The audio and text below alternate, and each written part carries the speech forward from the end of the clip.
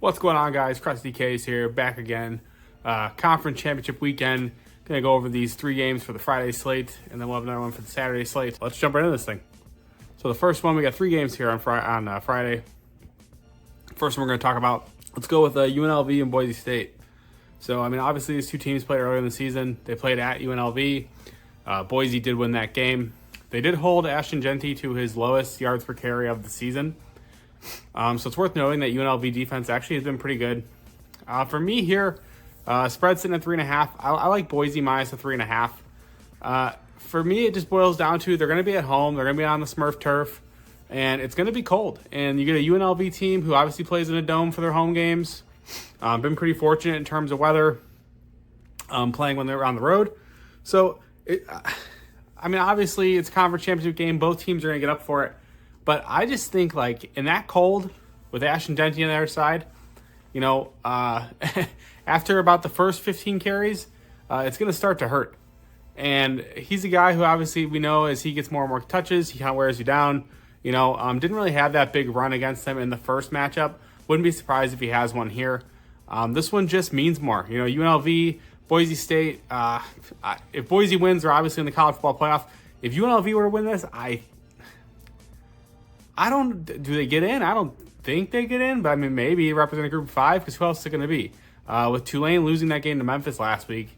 So I guess, could this be for a college football playoff spot? All year we've heard about Boise, about how they're going to represent the group of 5, and this is their chance to kind of prove that, and I think they do just that on their home field. So give me Boise minus the 3.5. I do like props in pretty much every game on this slate. The first one I like in this Boise game, it's a little cheeky, but Ashton Jeanty receiving yards over 11.5. It's on FanDuel right now at minus 114.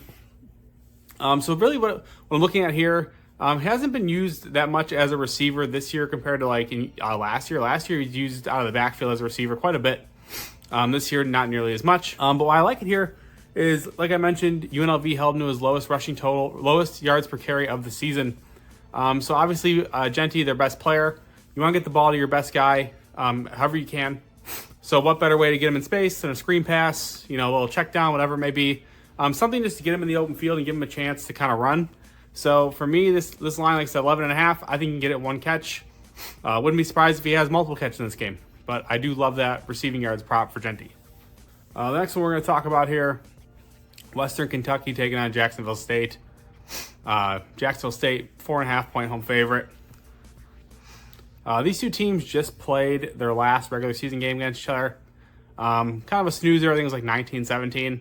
Not indicative of what I think this game's going to be. I really think that game is more of like, we're not going to try and show each other anything. So it was very, very vanilla. Very boring. Very much a get in, get out, get ready for next week kind of thing.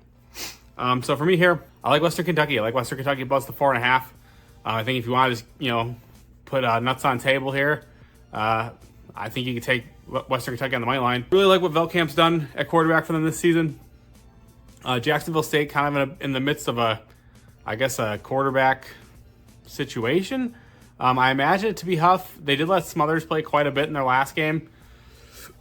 I think that was more of just keep Huff healthy. But for me here, I think Western Kentucky's the more complete team. Sneakily, they've actually been pretty decent against the run this season. And obviously Jacksonville State, that's what they want to do. They want to run the football. So while I do think they have some success because they're just a great running team, I do think that Western Kentucky can kind of keep them at bay, limit the big plays. And realistically, in terms of like the passing game for Jacksonville State, a lot of it's like play action, like home run type plays. And I think Western Kentucky kind of knows that. Obviously, this will be their second look at them in as many weeks. And I just think Western Kentucky is the better team, truthfully. So I will take a chance on them here at plus 4.5. Like I said, if you want to just take them on the money line, I think that's fine too. They're going to win this game. In terms of props in this one, the one that really caught my eye, Elijah Young, over 64.5 rushing yards. It's the Western Kentucky running back. They don't run the ball a ton. They have run the ball a bit more this season compared to like years past. And Elijah Young, not really efficient, basically like 4 yards a carry, a little over 4 yards a carry. But he's a guy who's been getting pretty consistent volume as Western Kentucky looks to not be like a more traditional offense, but just maybe like a little more balanced. And it's just too low for me. I believe in that game last week, he had like 90 yards on 19 carries. I expect a similar workload here, and I just think 64.5 is just far too low.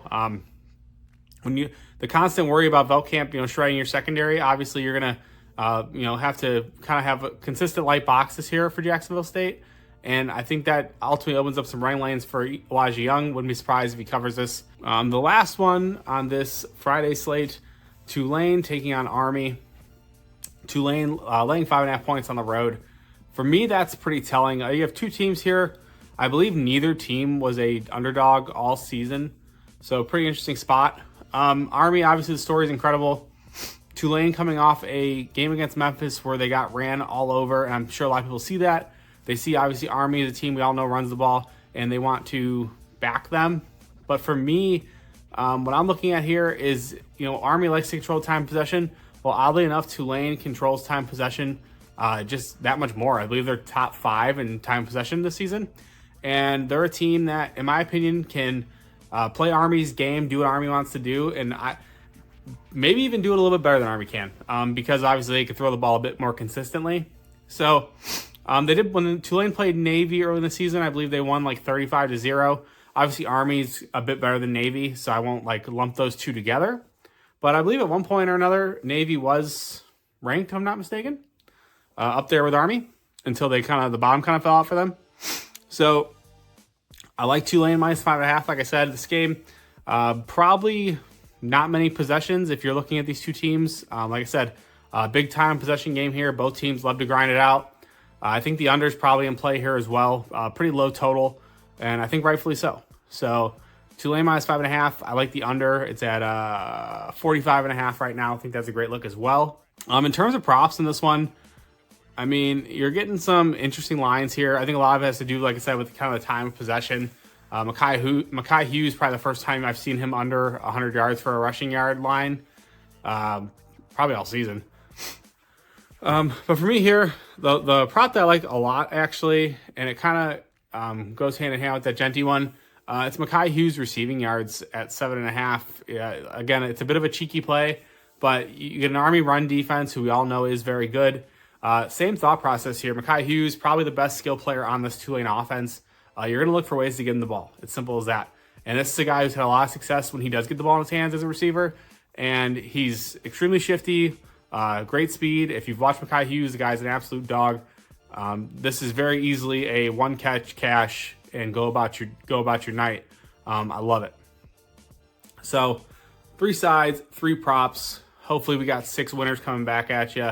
Like I said, I will have a Saturday video as well. And then college football videos, I believe the next one is, or college basketball videos, I believe the next one is for Saturday because the Friday slate only has 2 quad 1 games. So I won't bore you guys with the mid-major stuff. Should have a lot more content being pushed out. As always, you can get all my official plays at goldboys.com. If you have a gambling problem, don't want to hurt a gambler. Thank you guys.